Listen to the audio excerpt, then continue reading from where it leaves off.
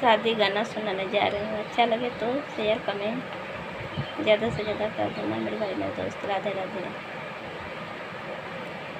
काहे मड़वा में आइला खाली हाथ बसुरू, काहे मड़वा में आइला खाली हाथ बसुरू, मारब लोढ़ा वैसे टूट जाई दांत बसुरू, मारब लोढ़ा वैसे टूट जाई दांत बसुरू, काहे मड़वा में आइला खाली हाथ बसुरू, काहे मड़वा में आइला खाली हाथ बसुरू, मारब लोढ़ा वैसे टूट जाई दांत बसुरू, मारब लोढ़ा वैसे टूट जाई।